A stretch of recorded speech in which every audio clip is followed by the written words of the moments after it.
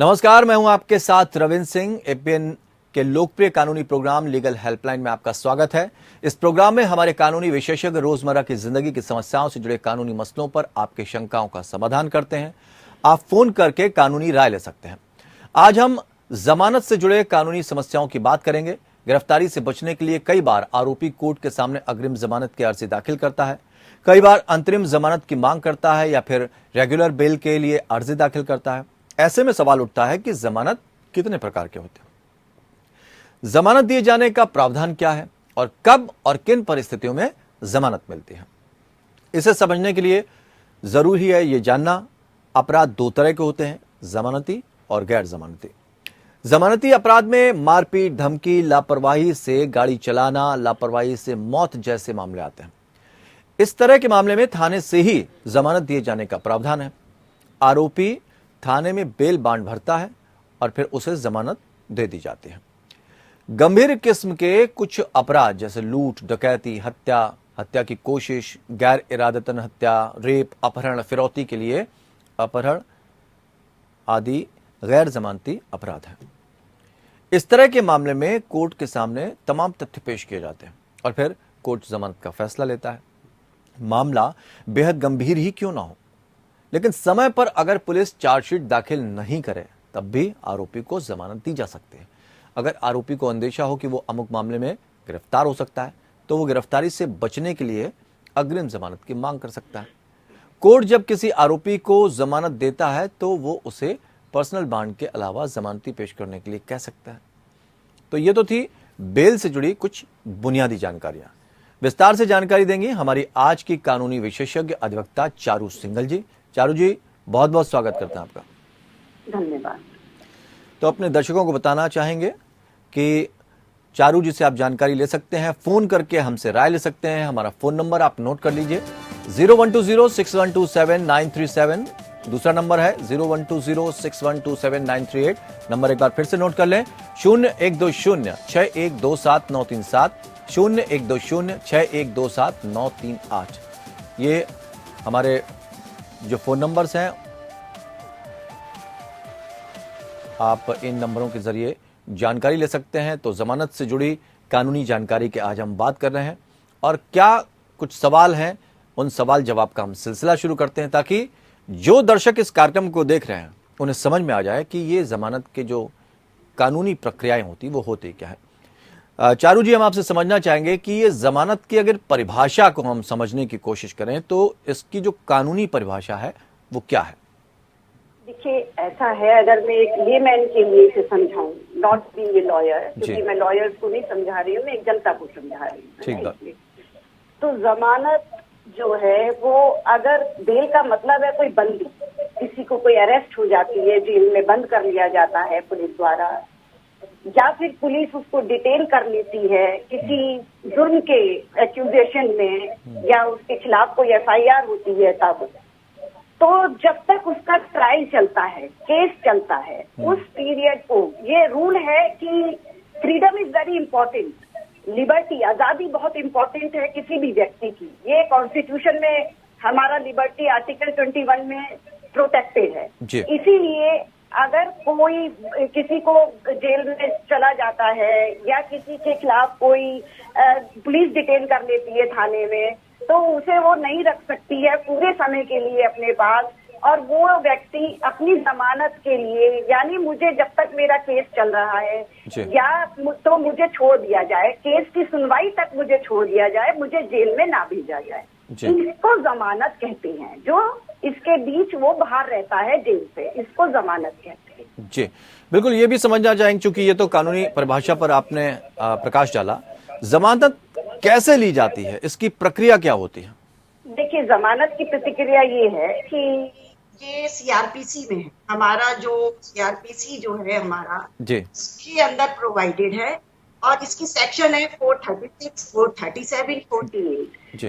तो जमानत 3 तरीके के अपराधों में होती है। एक तो जो नॉन बेलेबल अपराध होते हैं उनमें जमानत as a matter of right नहीं मिलती है ना, जैसे आपका हक नहीं है, क्योंकि नॉन बेलेबल जो ऑफेंसेस होते हैं उसमें डिस्क्रिशन हो जाता है अदालत का कि वो आपको जमानत दे या नहीं दे, उसके कुछ मापदंड हैं जिनको वो देखते हुए देगी। अच्छा, और जो जमानती वो होते हैं अपराध, यानी जिन्हें हम बेलेबल ऑफेंस कहते हैं, जो सीरियस नहीं होते, जिनमें जो सजा है वो 3 साल तक की होती है या 3 साल से कम की होती है, वो जो है उसमें जमानत आपको as a matter of right मिल जाती है अगर आप ऐसे किसी अपराध के सिलसिले में जेल में जाते हैं।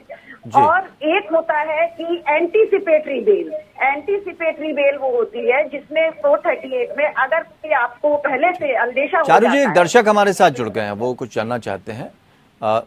पवन पारेख जी हमारे साथ जुड़े हुए हैं। पवन जी, बहुत बहुत स्वागत करते हैं, अपना सवाल पूछ सकते हैं आप। एक कानून से जुड़ी एक चीज पूछना चाहता हूँ कि वादी जो है प्रतिवादी का केस विड्रॉ करना चाहता है, लेकिन वादी का वकील जो है वो इंटरेस्ट नहीं लेता, वो चाहता है कि भी लिंगर चलता रहे। तो ऐसे में क्या वादी स्वयं मजिस्ट्रेट के सामने खड़ा होकर के बयान दे सकता है कि मैं ये केस विड्रॉ करना चाहता हूँ? क्या उसको ये अधिकार है या वकील को साथ होना जरूरी है? जी चारू जी, आप एक बार थोड़ा जोर से पूछे, मुझे आपकी आवाज बहुत हल्की आ रही थी, मैं ठीक से। वो ये जानना चाहते हैं कि प्रतिवादी है जो कि कोर्ट में गया है केस को लेकर, वो अपने केस को विड्रॉ करना चाहता है, लेकिन वकील उस केस को लंबा खींच रहा है, तो ऐसे में क्या जो वादी है वो अपनी बात रख सकता है डायरेक्ट, या वकील का होना जरूरी है? सिविल नेचर का केस है या क्रिमिनल नेचर का केस है? किस नेचर का केस? ये बात वो नहीं बता सके, फोन कट गया उनका। तो दोनों पर प्रकाश डाल दीजिए, दोनों पर। ऐसा है, देखिए, सिविल में विड्रॉ कर सकते हैं अपना जो सूट है, अगर फाइल कराए, सिविल का केस है दिवाली का, तो वो वादी चाहे तो वो कभी भी उसको विड्रॉ कर सकता है, ठीक है। अच्छा, और अगर क्रिमिनल में कुछ ऑफेंसेस कंपाउंडेबल नहीं होते हैं क्रिमिनल में आप इस तरह से अपनी बिना कोर्ट के परमिशन के नहीं विड्रॉ कर सकते क्रिमिनल के अंदर अपनी। तो कितना पहले ये परमिशन लेनी पड़ती है? जब आप चाहे ले सकते हैं किसी भी स्टेज पे, लेकिन कोर्ट को देखना पड़ेगा, कोर्ट देगी उसको, कोर्ट के बिना परमिशन के नहीं। जी ठीक है, अब हम वापस अपने सवाल जवाब के सिलसिले पर आते हैं। जमानती अपराध को भी हम आपसे समझना चाहेंगे कि जमानती अपराध क्या क्या होते हैं। देखिए, बेलेबल ऑफेंस जो होते हैं, जैसा मैंने पहले भी आपको बताया कि ये बहुत ज्यादा सीरियस नहीं होते नेचर में। ये होते हैं जिनमें 3 साल की सजा या 3 साल से कम की सजा हो सकती है आप जी। और ये बेलेबल ऑफेंस में जो बेल होती है वो एज ए मैटर ऑफ आपको राइट मिल सकती है। इसमें कोर्ट कोई मापदंड नहीं रखती है, वो मना नहीं कर सकती, कोई आपको वो देगी। और ये होते हैं जैसे कि पिक पॉकेटिंग है, पिक पॉकेटिंग होता है ना, किसी की जेब काट लेना या एक मतलब छोटा सा हर्ट कर देना, not grievous hurt, simple hurt. तो ये सारे जो छोटे छोटे नेचर के, जो नॉट बहुत सीरियस नहीं होते, कत्ल नहीं है, रेप नहीं है, डेकॉइटी नहीं है, किडनैपिंग नहीं है, मतलब जो छोटे नेचर के ऑफेंसेस हैं उनमें जो है वो होते हैं बेलेबल ऑफेंस। जी ठीक है, लीगल हेल्पलाइन में हम कुछ ऐसे कानूनी प्रक्रियाओं के बारे में जानने की कोशिश करते हैं इस कार्यक्रम के जरिए, जिनके बारे में ज़्यादातर लोगों को जानकारी नहीं हो पाती है। इसीलिए इस मंच के जरिए हम आपके ज़्यादातर सवालों का समाधान करने की कोशिश करते हैं, उनका जवाब तलाशने की कोशिश करते हैं।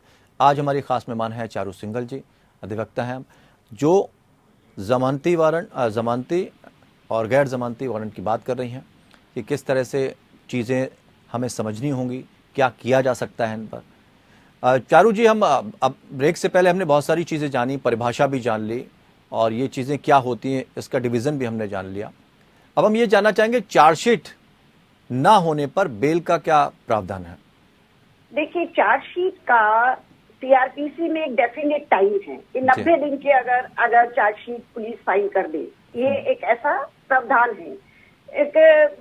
लेकिन अगर नहीं करती है, अगर पुलिस नहीं करती है और पुलिस को इन्वेस्टिगेशन पूरा नहीं हुआ है, तो वो कोर्ट से टाइम भी ले लेती है, बट उस टाइम को भी वो ज्यादा एक्सटेंड नहीं कर सकती, और ऐसे में जो अक्यूज्ड होता है उसका राइट बन जाता है कि उसे बेल मिले, क्योंकि पुलिस की डिले की वजह से इन्वेस्टिगेशन में वो क्यों जेल के अंदर रहेगा, उसकी फ्रीडम क्यों खत्म करी जाएगी, इसलिए उसका बेल का ज्यादा स्ट्रांग हो जाते हैं चांसेस।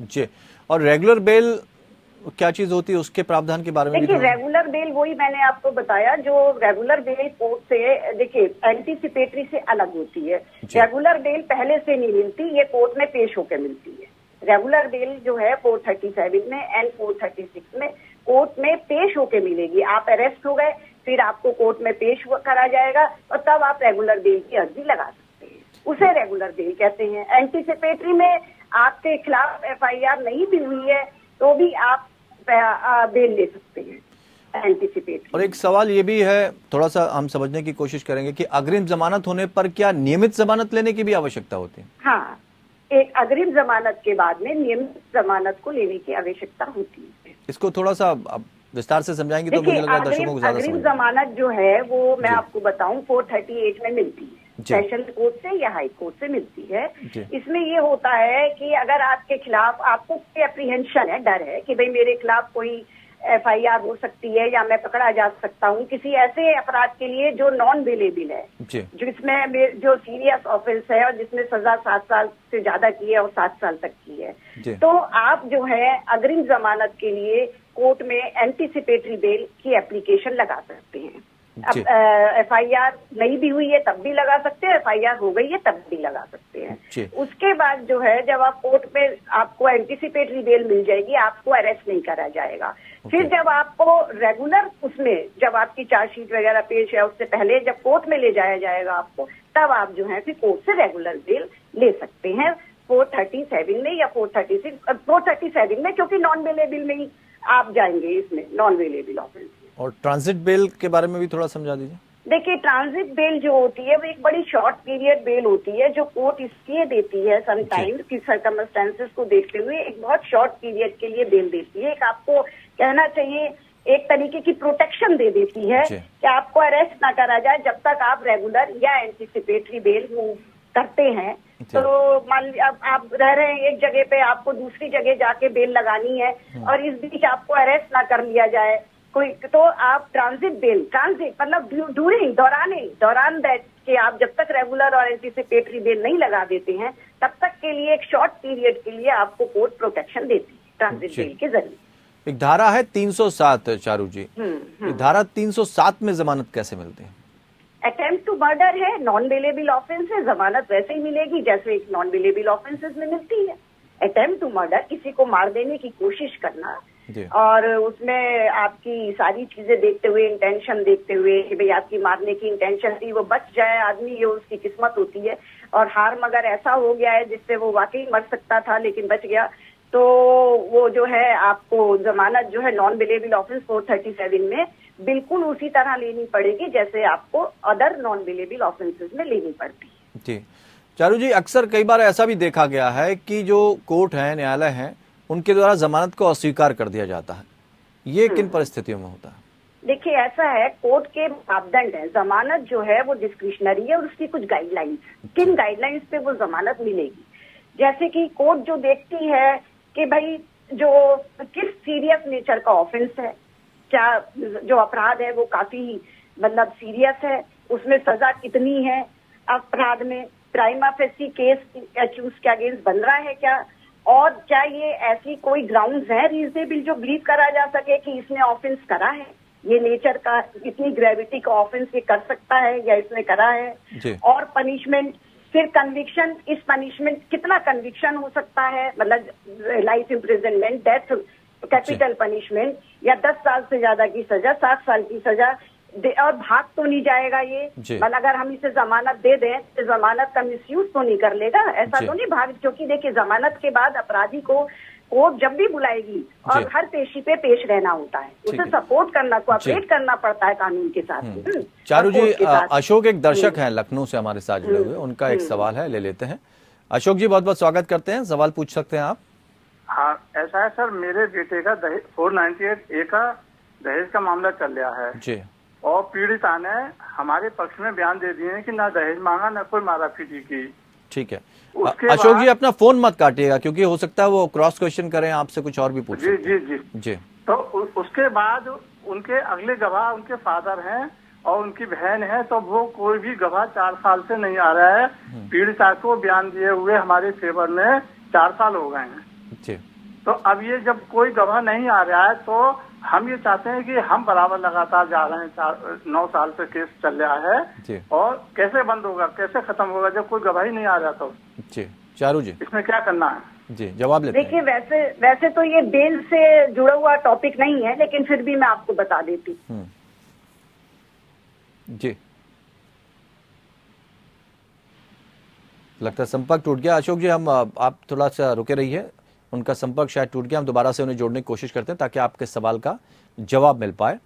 यहाँ हम जमानत की बात कर रहे हैं, कितनी तरह की जमानत होती है, क्या उनमें किया जा सकता है, पेरोल और फॉलो क्या होता है, किस तरह से जमानत को कोर्ट स्वीकार करती है, या फिर अगर आप जमानत ले रहे हैं तो किस तरह के केसेस में आपको जमानत मिलती है। हमने परिभाषा भी समझने की कोशिश की कि जमानत की असल परिभाषा, जो कानूनी परिभाषा जिसको बोलते हैं हम, वो क्या होती है।